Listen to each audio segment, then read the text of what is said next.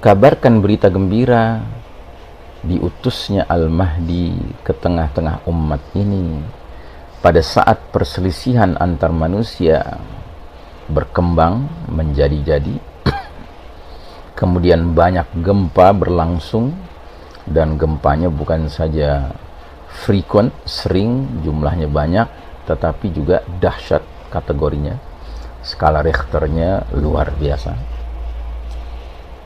Namun ada poin ketiga yang disebutkan oleh Nabi dalam hadis ini. Yamla'ul ardo qistan wa adlan kama muli'at jawran wa zulman. Al-Mahdi ketika sudah hadir dan ketika sudah memimpin umat ini akan memenuhi bumi secara merata dengan keadilan, sebagaimana bumi sebelumnya secara merata dipenuhi dengan kezaliman. Ya, sudah barang tentu Al-Mahdi tidak mengerjakan ini seorang diri, tetapi Al-Mahdi akan didukung oleh al-mu'minun, orang-orang yang beriman, al-mujahidun fi sabilillah, para mujahid di jalan Allah, ta'ifah mansurah, ya, kelompok yang senantiasa mendapat pertolongan dari Allah Ta'ala. Ini akan menjadi pendukung, ya, dari Amirul Mukminin fi akhir zaman. Nah, karenanya kita harus bertanya, sebenarnya apa yang terbaik kita lakukan menjelang Al-Mahdi hadir ke dunia ini? Ada, yaitu kita coba berjuang keras sambil memohon kepada Allah Ta'ala, atau mau dibalik juga boleh kalimatnya, kita memohon dengan keras kepada Allah Ta'ala sambil berupaya memenuhi permohonan kita itu dengan cara kita memenuhi kriteria dari pihak pendukung Al-Mahdi itu. Siapa pendukung Al-Mahdi? Tadi sudah diisyaratkan, kaum mukminin, kaum mujahidin fisabilillah, ta'ifah mansurah, ya. Dan siapa intinya mereka ini? Mereka ini intinya adalah junudullah, tentara-tentara Allah. Dan tentara-tentara Allah itu ketika dipertemukan, dikonsolidasikan, dipersatukan, dihimpun oleh Allah Ta'ala, mereka akan mendapat julukan Hizbullah, partai Allah. Sebagaimana junudus syaitan, tentara-tentara syaitan, itu dipertemukan, dikonsolidasikan, dipersatukan oleh Allah Ta'ala dalam satu himpunan yang Allah gelari dengan gelar Hizbus Syaitan, partai syaitan. Nah, jadi mari kita pelajari apa kata Allah Ta'ala, firman Allah Ta'ala mengenai Hizbullah, partai Allah ini. Nah, di antaranya kita jumpai dalam rangkaian ayat surat Al-Ma'idah 54, 55, 56. 3 ayat ini. Dan ayat-ayat ini dibahas, ya, dalam sebuah kitab karya Syekh Sa'id Hawa rahimahullah, seorang ulama dari Suriah, dari Syam yang telah berlalu, yang hidup di masa modern ini, ya. Beliau ini menulis kitab judulnya Jundullah Thaqafatan wa Akhlaqan, tentara Allah baik secara intelektualitas maupun secara akhlak. Kemudian beliau menyebutkan ada aspek yang disebut dengan al-akhlaq al-asasiyah li jundillah, akhlak-akhlak mendasar, fundamental, esensial pada diri tentara Allah. Dan ketika membahas ini, beliau menguraikan surat Al-Ma'idah 54, 55, 56. Karenanya inilah panduan buat kita. Inilah rangkaian ayat yang mesti kita tadabburi, dan syukur-syukur kita bisa tatbiq, mengaplikasikannya, sehingga kita memenuhi kriteria sebagai jundullah yang nantinya dipertemukan, dikonsolidasikan, dihimpun oleh Allah dalam Hizbullah, partai Allah. Mari kita simak. Allah Ta'ala berfirman, ba'da a'udzubillahi minasyaitonir rajim, Ya ayyuhalladzina amanu may yartadda minkum an dinihi fasawfa ya'tillahu biqaumin yuhibbuhum wa yuhibbunah.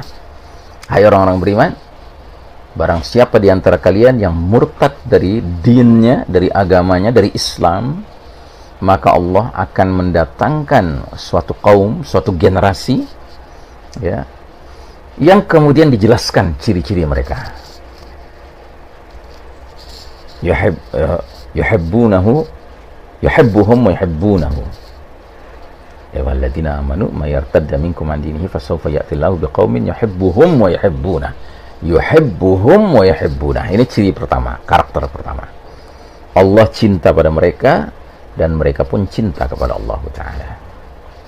Yang kedua, adzillatin 'alal mu'minin, berlemah lembut terhadap sesama mukmin. Yang ketiga, a'izzatin 'alal kafirin, memiliki izzah, kemuliaan di dalam dirinya karena iman di hadapan orang-orang kafir. Tidak lemah mental di hadapan orang-orang kafir. Yang keempat, yujahiduna fi sabilillah, mereka berjihad di jalan Allah Ta'ala. Yang kelima, wala yakhafuna laumata laim, mereka tidak takut terhadap celaan orang-orang yang suka mencela. Yang keenam disebutkan di ayat 55-nya, innama waliyukumullahu wa rasuluhu walladzina amanu alladzina yuqimuna as-salata wa yu'tuna az-zakata wa hum raki'un. Sesungguhnya wali-wali kalian hanyalah Allah, Rasulnya, dan orang-orang beriman yang menegakkan salat, menunaikan zakat, dan tunduk kepada hukum Allah Subhanahu wa Ta'ala. Kemudian di ayat 56 datang busyra, kabar gembiranya. Wa may yatawallallaha wa rasulahu walladzina amanu fa inna hizballahi humul ghalibun. Dan barang siapa yang loyalitasnya, kesetiaannya diserahkan kepada Allah, Rasulnya, dan orang-orang beriman, maka sesungguhnya Hizbullah, partai Allah, kumpulan junudullah, tentara-tentara Allah, pasti akan meraih kemenangan, atau pasti mereka akan menjadi para pemenang, ya. Sadaqallahul adzim. Masya Allah Ta'ala. Jadi saudaraku rahimakumullah, ada 6 kriteria yang perlu kita saat ini, ya, berdoa kepada Allah, memohon kepada Allah agar Allah mudahkan kita bisa memenuhi kriteria-kriteria ini secara lengkap.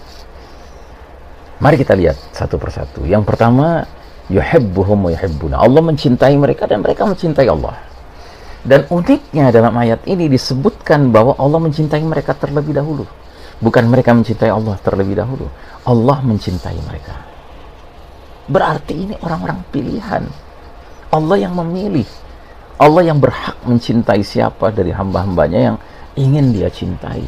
Dan dalam hadis itu disebutkan, suatu ketika Allah Ta'ala memanggil malaikat Jibril alaihissalam, panglimanya para malaikat, dan mengatakan, wahai Jibril, umumkanlah kepada ahlus sama, ya, bahwasanya aku mencintai si fulan, ya. Jadi ada hamba Allah yang dipilih oleh Allah untuk dicintai oleh Allah. Dan Allah memerintahkan malaikat Jibril untuk mengumumkannya kepada seluruh para malaikat di langit. Umumkan hal itu. Jadi nama orang ini disebutkan untuk disebarluaskan, dipublikasikan di langit, di kalangan ahlus sama, penghuni langit. Setelah itu Jibril alaihissalam mengatakan, ya, cintailah dia. Jadi Jibril mengumumkan, hai seluruh penghuni langit, Allah memberitakan bahwa Allah mencintai si fulan, maka hendaknya kalian semua mencintai si fulan. Bisa dibayangkan betapa mulianya, betapa nikmatnya, betapa besarnya karunia yang diterima seorang hamba Allah jika dia dipilih untuk dicintai oleh Allah Ta'ala. Karena itu berarti Allah mengerahkan rasa cinta seluruh malaikat di langit kepada orang itu, kepada hamba itu. Terus malaikat Jibril turun ke bumi, dan mengumumkan, wahai ahlul ard, wahai penghuni bumi, Allah mencintai si fulan, maka hendaknya semua kalian mencintai si fulan. Dan akibatnya apa? Semua yang ada di muka bumi ini, baik manusia maupun jin, akan mencintai si fulan itu. Kecuali siapa? Kecuali mereka-mereka yang memang tidak memiliki koneksi dengan Allah Ta'ala, putus koneksinya dengan Allah Ta'ala. Apalagi kalau menentang Allah Ta'ala, sulit bagi mereka, bahkan mustahil bagi mereka untuk turut mencintai si fulan. Nah, jadi saudaraku rahimakumullah, bagaimana kita bisa memastikan diri kita ini dicintai oleh Allah? Di antaranya, marilah kita pelajari ayat-ayat firman-firman Allah, kalamullah dalam Al-Quranul Karim, yang biasanya di ujung ayatnya diakhiri dengan kalimat-kalimat wallahu yuhibbul fulan, dan Allah mencintai orang-orang fulan-fulan. Misalnya surat Ali Imran 146, Allah berfirman, ba'da a'udzubillahi minasyaitonir rajim, wa ka'ayyin min nabiyyin qatala ma'ahu ribbiyuna katsir fama wahanu lima asabahum fi sabilillah wa ma da'ufu wa mastakanu wallahu yuhibbus sabirin. Berapa banyak bersama para nabi orang-orang Rabbani, orang-orang yang Allah oriented, yang Allah minded, berperang bersama para nabi itu, berjuang bersama para nabi itu. Mereka tidak lemah mental disebabkan musibah yang menimpa mereka di jalan Allah. Mereka tidak lemah penampilan, dan mereka tidak lemah aktivitas. Ma wahanu lima asabahum fi sabilillah wa ma da'ufu wa mastakanu wallahu yuhibbus sabirin. Dan Allah cinta pada orang-orang yang sabar. Jadi kalau ingin dicintai Allah, salah satunya penuhilah sifat orang yang sabar. Dan sifat orang yang sabar di dalam ayat ini disebutkan, sabar ada 3 kriterianya. Pertama, tidak mudah wahan, tidak mudah hubbud dunya wa karahiyatul maut, sehingga mental tuh gampang jatuh ketika menghadapi musibah-musibah, kesulitan-kesulitan di jalan Allah Ta'ala. Ya, orang berjuang di jalan Allah mesti ada kesulitan-kesulitan yang Allah akan ujikan kepada dia untuk melihat kemurnian imannya. Apakah kelasnya kelas emas atau kelas tembaga?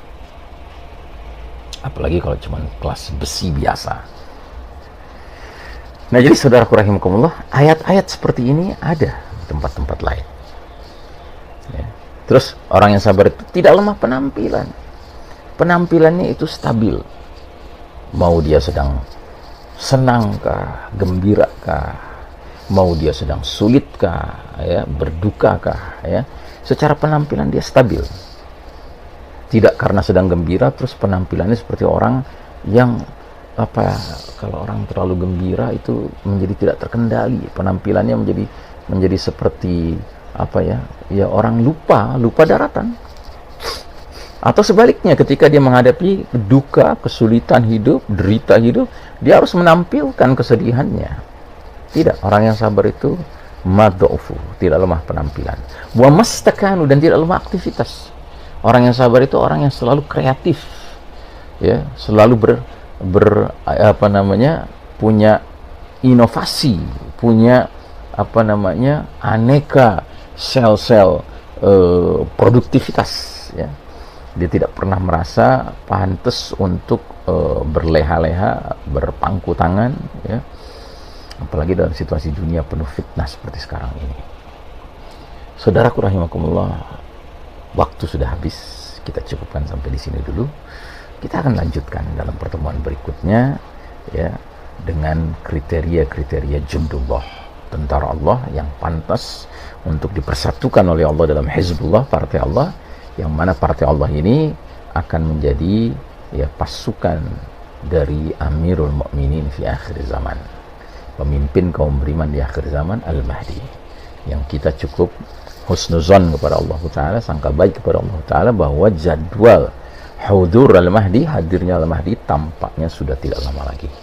Dan mudah-mudahan kita punya cukup waktu untuk mempersiapkan diri, dan mudah-mudahan Allah berikan taufik, ya, kesepakatan untuk kita dimudahkan memenuhi kriteria-kriteria jundullah tersebut.